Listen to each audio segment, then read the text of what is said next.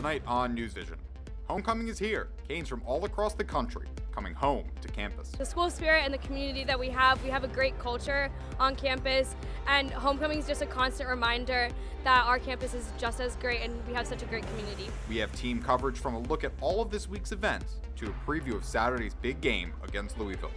Plus, gaming for good, how one club on campus is making a big difference in the community.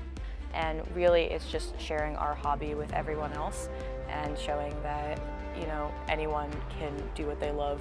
By playing video games. One Hurricane soccer player will be remembered for her play on the field, but her biggest impact may be the one off the field. This story and much more ahead on the show. NewsVision starts right now.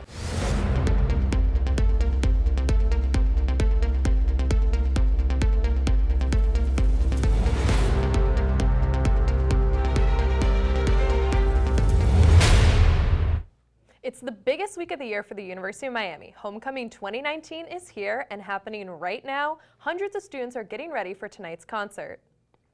We'll take you there live in just a moment. Good evening and welcome to NewsVision. I'm Simon Lair. And I'm Grace Smith. Thank you for joining us. Tonight we have a full team coverage of this year's homecoming festivities. And it all starts out with UMTV reporter Tyler Wall. She joins us now with a recap of the week so far. Tyler, what has happened so far and what can we expect in the next couple of days? Thanks, guys. Earlier today, the Homecoming Executive Committee held their final round of the Alma Mater competition. The Association of Commuter Students took home the W with their rendition of the school song, but that's not even a fraction of the fun that the UM community has had this week with Homecoming. It's that time of year again for the University of Miami. The week where students drop their books and trade them in for events, performances, parades, and ceremonies. The school spirit and the community that we have a great culture on campus, and homecoming is just a constant reminder that our campus is just as great and we have such a great community. Homecoming is the University of Miami's biggest week of the year, where the UM community honors its school spirit and traditions that go back almost 1 century. The theme for homecoming this year is space, and the week set forth with its opening ceremonies and Spirit Day, appropriately titled Takeoff.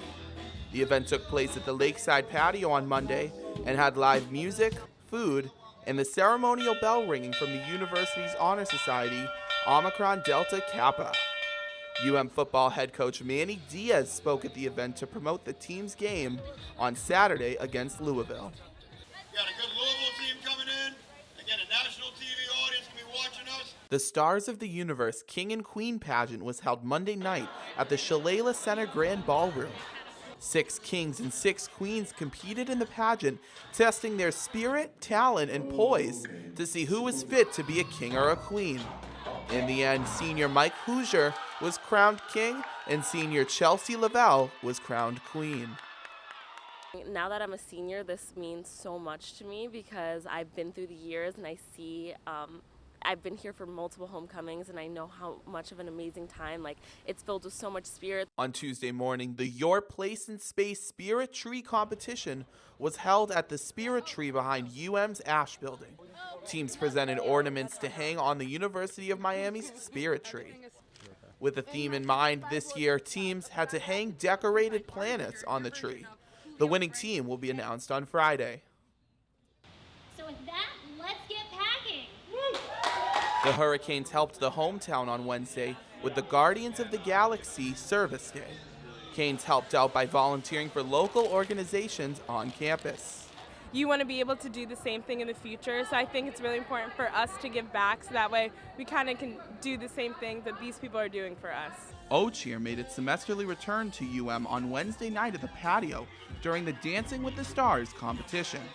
Teams performed 7-minute space-themed dances, and in the end, the United Black Students Association took home the title. With the week still in full throttle in its course, it's clear that homecoming isn't slowing down anytime soon. Tomorrow night is the Hurricane Howl at the Foot Green that will feature a block party of games and rides as well as food trucks. Following that will be the annual boat burning at Lake Osceola and fireworks spectacular. And of course the last home game for Canes football on Saturday as they take on Louisville at Hard Rock. We'll send it out now to UMTV reporter Danny Travis, who is live at the Watsco Center as students are piling in for the homecoming concert tonight. It's 21 Savage. Danny, what's in the bank account over there? Well, Tyler, I'll tell you what's in the bank account over here. It's an understatement to say that students are very excited about this year's homecoming concert. Hurricane Production HP Concert is putting on this year's production, and 21 Savage is a huge get. The rapper's first album debuted on the Billboard Top 100 in 2015, with his recent songs including Post Malone and Childish Gambino. I talked to students who say he's the biggest artist to perform here in years, and that they had to get tickets fast. I'm super excited for 21 Savage. It's going to be awesome to have the Watsco packed. 21 Savage is such a big name in a music culture that I feel like seeing like such a huge name come to like our school is a huge event. Probably just having a good time with my friends, you know, chanting 21 lyrics and stuff like that. Just, yeah, having a good time. The concert kicks off here at the Watsco Center at 8 p.m. tonight, and the lines are already starting to form. I'm going to get my ticket ready to head in, but until then, back to you guys on the desk. Thanks, Danny. Now, a big question is if the weather will hold up for all the remaining homecoming festivities. That's right, Grace. And now we have UMTV's Dave Downey with a first look at the forecast for tonight and this weekend. Dave, what's it looking like? Yes, Simon, looking pretty good out there tomorrow night. We'll call it 83 degrees, unseasonably warm, but I'll get to it later. This will be the highest low temperature tomorrow night that we'll see in the next week or so. A light easterly wind will be trying to cool you off a little bit, but not much out there tomorrow night. Here's the futurecast. Quiet tonight and tomorrow morning as well. We'll stop it here later tomorrow night. Call it 6:30. Quiet. Nothing going on here across South Florida. Roll it further even more into the night. Just one chart trying to pop its way up here just east of downtown Miami. But of course, you look at the timestamp. That's midnight, well after all those festivities have ended tomorrow night. Temperatures across South Florida, 82 is the common number across most of the locations. 83 in Naples as well. That's your hot spot here just after 7 o'clock. Coming up in Maine weather, we'll talk about the game day forecast for the last home game. Not one, but two cold fronts and a cold blast coming to America's heartland. Guys. Thank you, Dave. Sounds like tonight's a pretty good night for fireworks, homecoming, big night. Oh, yeah, for sure. You know, it's our last year, so I got to be at everything, and I can't have the weather stopping me. I'll be there, too. We'll have a preview of the weekend's big homecoming game later in sports. That's right, but first, it was not football that took center stage last weekend. It was video games. That's raising a lot of money for one important cause. And Hurricane Dorian, that devastated part of the Bahamas, was a near miss, almost hitting South Florida. We've talked to experts about what could have happened when NewsVision returns. My life is full of statistics. Thing is, I could have dropped out of school and become one myself, but I didn't because I had people that believed in me. Here's another statistic. 7,000 students drop out every school day. That's one every 26 seconds. It's time that students know that we believe in them. Inspire a student and share your message of support at boostup.org.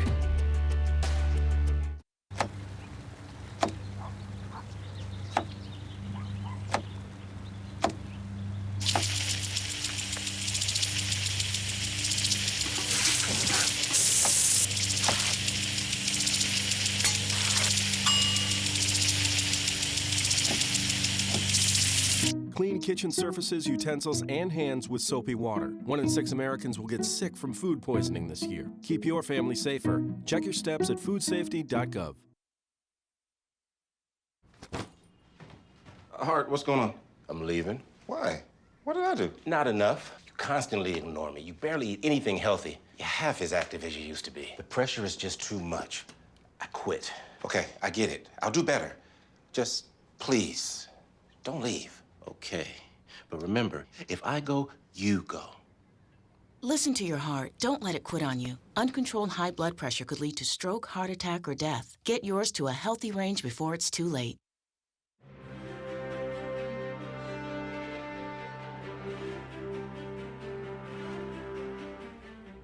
You are watching NewsVision. Thanks for staying with us. This past weekend, students gathered to play games for a good cause. That's right, Simon. I had the chance to hang out with the Video Games Club for their biggest fundraiser of the year and saw what gaming can do for others. I've definitely had a play. What character had to play? One club on campus is fundraising by doing what they love, playing video games. Just how much people contribute to our fundraiser every year. Every time it blows me away. The University of Miami Video Games Club partners with the Extra Life organization every year.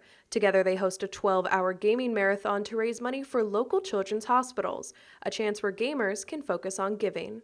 You know, turnouts can sometimes be bigger or smaller, depending on the year, depending on the interest, but we always want to do it, no matter how many people or how few people come, because it's an amazing event, and we know we'll always get people who are really invested in the charity aspect of it. Because we're supporting the Nicholas Children's Hospital that's right here in Miami, it's a lot more personal to a lot of people, I know. While the club fundraises for various causes throughout the entire year, Extra Life stands alone in its reach and success. This year it raised $1,700 during the 12-hour stream. It opens January 1st of the year and goes to December 31st. On average, we raise in total throughout the year about $2,500, which, like with the main game day, always having the most profits. But the event also allows students at the U a chance to connect over video games, an activity that is normally stereotyped as solitary. Picking up a controller or dealing out a deck of cards may seem simple and even childish, but the reach games have to do good should not be underestimated.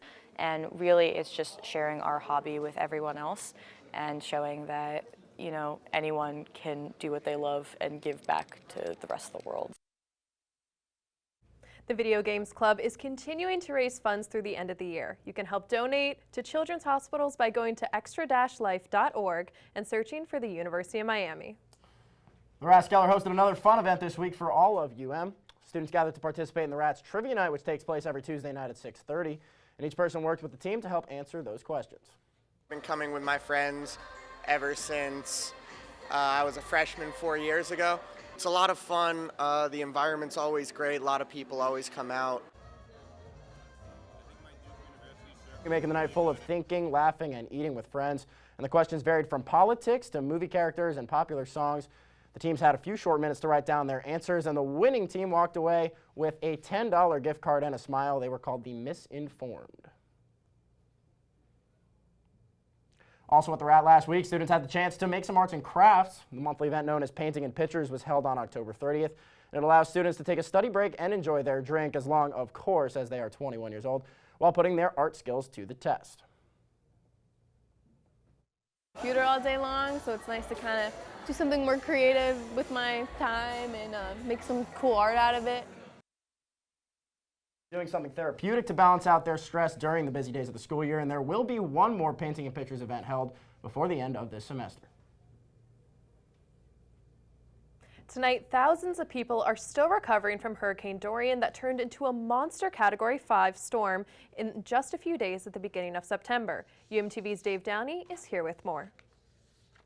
Yeah, Grace, you got it. While Florida was spared from most of its impacts, the Bahamas, well, they were not so lucky. Most Bahamians consider Dorian to be the worst natural disaster in the country's history, but it could have been much worse.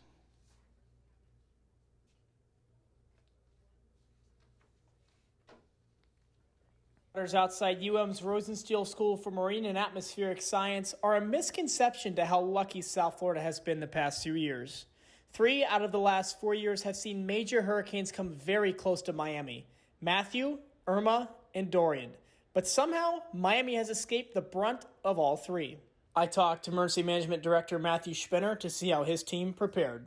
So obviously the threat kind of continued to evolve over the course of the storm, where it started as, it was a tropical depression, borderline tropical storm, borderline Category 1, and then it kept going up. And that was a unique issue during Dorian, because Dorian obviously grew to be a Category 5 storm, but the projected impacts for South Florida were not of a Category 5 storm. Dr. Shran Majumdar, a professor in the Atmospheric Sciences Department, kept a watchful eye on Dorian throughout its lifetime. Dorian's case, that it was being affected by what's called a ridge, which is essentially the Bermuda High over the Atlantic Ocean.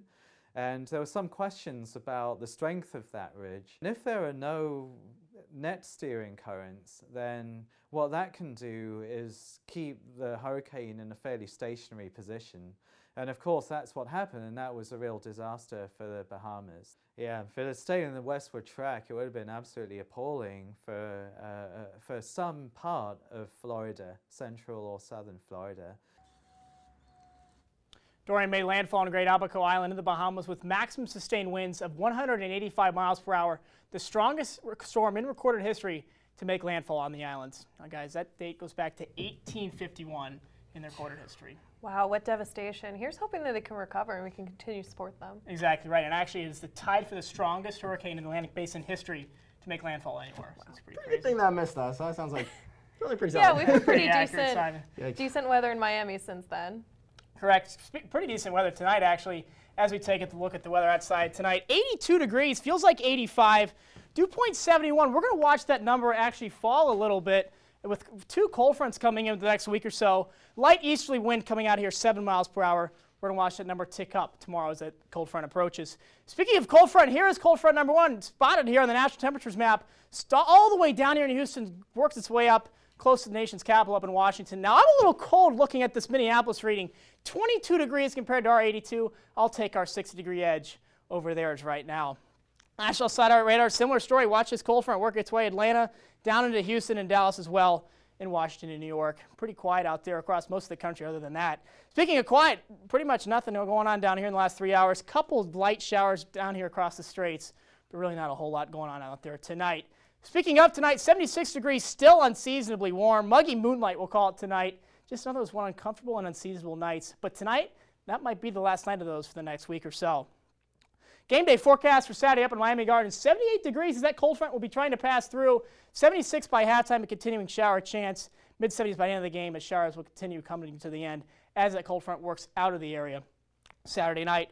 Here's the future cast. We forwarded up a little bit. Saturday night, we'll stop it here. Models trying to hint at a little bit. You can kind of see the cold front up here as it's sagging its way down here with the decreasing cloud cover. One little shower here in Miami the model's trying to pick up on. A little too far away to see exactly how much shower activity we can see. But now it actually builds up. Now you can really see the cold front across the Florida Straits down here across the south, across Key West. Cold front season, cold front number 1. Here it is, sagging its way down through. It'll pass through Saturday night into Sunday, leaving some pretty nice weather behind. Cold air mass, coldest air of the year, going to work its way in here in America's heartland as the second one brings its way down in here through Miami. Well, now, dare I say it, call cool weather into next week, as then the 7-day forecast we'll see lows in the upper 60s. Below average temperatures for the majority of the eastern half of the country. Near average here in South Florida. You can actually see still up here in northern Florida some cooler readings, but not quite as cold as it is up in the central part of the country. Really cold up there. I really want to stress that. First cold blast of the year for them. 7-day forecast, you can see mid-80s throughout the majority of the week. 69 for the coolest reading there on Thursday night. The hottest reading actually is going to be tomorrow. That actually should be about 87 or 88 degrees. But guys, after you get this 2 cold fronts after next week, it's going to be really nice out there. Back to you guys at the desk. Thanks, Dave. Sounds like a little bit of a spotty forecast for this weekend. Yeah, for sure, but hopefully the weather stays clear, just like it was this past weekend when the Down Syndrome Association of Miami hosted a 5K right here in Coral Gables. Our reporter Julia Hecht has the story. 3, 2, 1. The Down Syndrome Association of Miami is a nonprofit organization that is dedicated to improving the lives of people with Down syndrome and their families. And this past Sunday, they extended that opportunity to South Florida. Actually, my involvement with the event is based on the fact that I have a nephew that had Down syndrome. So I volunteer my time to organize the event. It hits home personally. I do it out of joy. We've done it for the last 5 years and continue to do it. We're in charge of volunteers, so we go to different high schools and we get volunteers to come, just so we have them to help with the booths and everything. And it's engraved in my mind that my goal in life is to help these kids. 2019 marked the 13th year of this event, where community members had the opportunity to run a 5K or participate in the Miracle Walk. Over 2,000 family members that actually walk a mile with their children with Down syndrome, and it's an incredible part of this event. According to the National Down Syndrome Society, Down syndrome occurs when an individual has a full or partial extra copy of chromosome 21. This additional genetic material alters the course of development and causes the characteristics associated with Down syndrome. Race participants worked their body and their heart at this truly inspirational run through the streets of Coral Gables. The top 3 runners in each age division won bronze, silver, and gold medallions. But, win or lose, each participant supported inclusion, love, and acceptance of people with Down syndrome. We work at a children's hospital and we work with a lot of families and children who have Down syndrome, so this is a very important cause to both of us. For UMTV, Julia Hecht. Well, that's pretty ridiculous right there. Yeah, and with the great weather we've had this weekend, why not get out and run and walk? Seriously. I would do it. especially for such a great cause. And still ahead on NewsVision. It's homecoming week here at the U, and the Canes are looking to finish strong this Saturday against Louisville at Hard Rock Stadium. We will have the story and more sports when NewsVision returns. Don't go away. You think getting dumped by text is harsh? Try getting dumped by a tennis ball. My ex-owner drove me out to the woods, yelled fetch, and by the time I brought the ball back, he was gone. Yeah, I was pissed. But the folks at the shelter helped me let go of my anger. I learned coping skills, like taking it to the hole. Boom! Now I'm ready to fetch again. But how about I throw and you run and get it?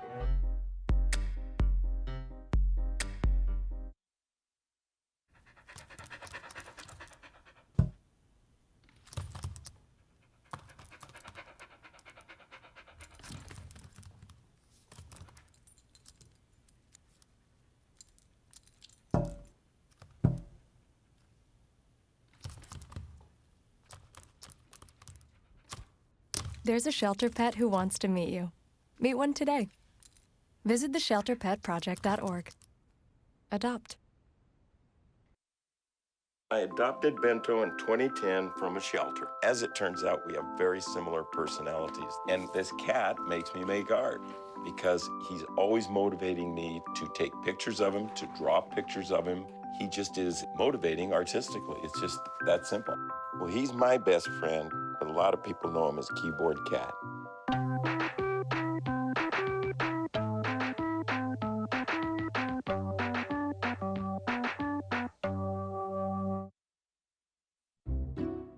I'll never forget the day our landlord called and said, read your lease. No pets allowed. My owner tells him my dog ate the lease, but that didn't work. And now I'm stuck in a shelter. But this pit bull is ready for a new crib. I'm loving, loyal, and play well with others. So don't be intimidated by all my muscles, because the biggest one I have is my heart. That's right, I said it.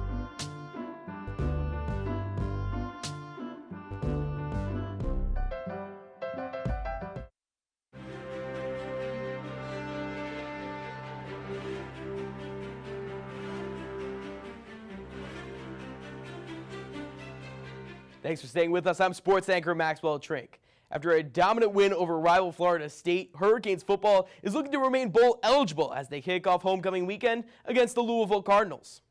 This is the final game at home for the Miami Hurricanes. Both teams have had rocky seasons in the ACC, but both are still aiming for bowl games. Redshirt freshman Jaron Williams looks to keep up his success from last week's rivalry game. There are over 10 seniors, including Jack Quarterman and Michael Pickney, that will be playing in their final game at Miami Gardens. Kickoff is scheduled for 3:30 at Hard Rock Stadium. While Hurricanes football and volleyball will face Louisville over the next couple of days, men's basketball tipped off against the Cardinals this past Tuesday. Let's take a look and see what went down in Miami's season opener. The game tips off with DJ Vasiljevic hitting a three right there. A nice shot, but that wasn't it for Vasiljevic in the first couple of minutes. Another three from way downtown, and 3J was just at it. And here comes another bucket. First, Harlan Beverly finds Anthony Walker. Easy lay-in, and Miami seems to be in charge of this one. But number 5 Louisville steps up and able to come away with this one as Lamar Kimball sinks the long two. But if it was anyone's night, it was Jordan Wara's. Wara snagged 23 points, and look at him go, commanding the floor right there, trying to find a lane. Lays it in, and Louisville just showing their dominance. Wara with the three, just absolutely perfect, 23 points and 12 rebounds, gets a double-double. Miami loses to Louisville 87-74. Staying on the hardwood, Hurricanes women's basketball forward Beatrice Montpremier has been added to the Wooden Award watch list. This preseason watch list is made up of 30 collegiate athletes who are looking to be recognized as the most outstanding players in the NCAA. Montpremier is one of 4 Atlantic Coast Conference players up for the award. For the second year in a row, the University of Miami's Fellowship for Christian Athletes is partnering up with an association called Samaritan's Purse to take part in their program called Operation Christmas Child. Operation Christmas Child uses shoe boxes to provide Christmas gifts to less fortunate children in over 160 different countries, The program consists of assembling, filling, and shipping off boxes to Samaritan's Purse location. The Fellowship of Christian Athletes took on the project for the first time last year, collecting over 300 boxes. It's such a fun project, and people, once they start doing it, they really love it. They have such a fun time going to the Dollar Tree and shopping and getting all the toys. And we often do shopping trips together. So it's a good bonding experience, especially for all the athletes to come together and just be from different teams, but be together for the same reason. And just to bring children joy is so much fun in general. So it's been awesome. Boxes are available at the Hecht Athletic Center and also every Wednesday night at FCA meetings in the BCM building on campus until November 20th. With soccer season reaching a close, 5 seniors will be saying goodbye to UM, including Captain Christina Fisher. Our reporter Josh White is here with more. Josh, what makes Fisher different than the other seniors? Well, Max, besides being one of the most decorated athletes in program history, Christina Fisher is also on track to receive her MBA in 4 years. But Fisher's story is about much more than just a soccer ball and some textbooks. Off her foot, Fisher in a tussle. Off the right foot, and it's goal for Miami! What a shot! On the field, Christina Fisher is a leader. Oh, she's tenacious. She's aggressive. She plays with a lot of heart and passion. She gives you everything she has, literally, till she can't breathe anymore. You know, always had very good technique, really, really good in tight spaces. Work ethic is outstanding, and I think was, you know, always very competitive. Fisher wrapped up her illustrious UM career, finishing second in assists after starting every match since arriving on campus in 2016. Just getting the chance to start for this university and just play for them has really been an honor, and I just really appreciate all the coaches and everyone who's been here and helped me. If balancing the rigorous life of being a student athlete wasn't hard enough, Fisher earned her undergraduate degree in 3 years, all while adding the responsibilities of being the mother of a dog. Last spring, I only had 2 classes, so I had a lot of free time on my hands, and I don't know, somehow I convinced my parents to get me a puppy, and it's the greatest decision ever. Calypso is, I think, a lot like Fish, you know, just very high energy, very active. My guess is that the dog's fitness is pretty high. And while Fisher has starred on the pitch, Calypso has become a sensation on social media. Calypso. Although Fisher doesn't know her next step for her soccer career, she is certain Calypso will be by her side. Really want to play professional soccer. My goal is to play somewhere in Europe. I'm not sure where. My family thinks Calypso's going home, but my plan is to take her to Europe. We'll see how that goes. Reporting for UMTV, I'm Josh White. Well, isn't that a cute dog? I would never think like a greyhound or a whippet is all that cute. I mean, they're known for racing, but that's a cute dog. Seriously, never had a pet myself, but I definitely like it. That's pretty rigorous. That's for sure. An accomplished athlete, but a dog that steals the show. NewsVision will be back in just a minute with more. Stay with us.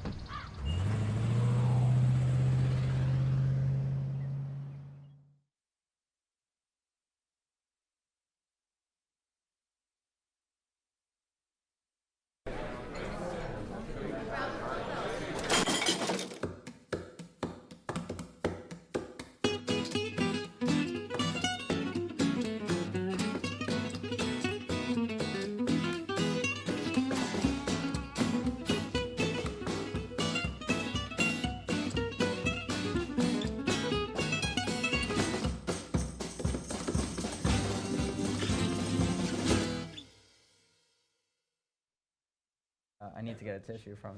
Today, UM students, faculty, and staff got tapped into the Iron Arrow, which is the most prestigious organization at the University of Miami, and it recognizes exemplary individuals. And we want to congratulate all inductees, but especially UMTV's Josh White on becoming part of UM's highest honor society. Josh, how's it feel, man? It's awesome. I'm not gonna lie. I couldn't have done it without all of you, so I really appreciate my UMTV. Well, if there's anyone who deserves it, it's definitely you. Appreciate Josh. Day one. That's all we have for this week's edition of NewsVision. Thank you for watching. Have a great evening and a very happy homecoming. See you next week.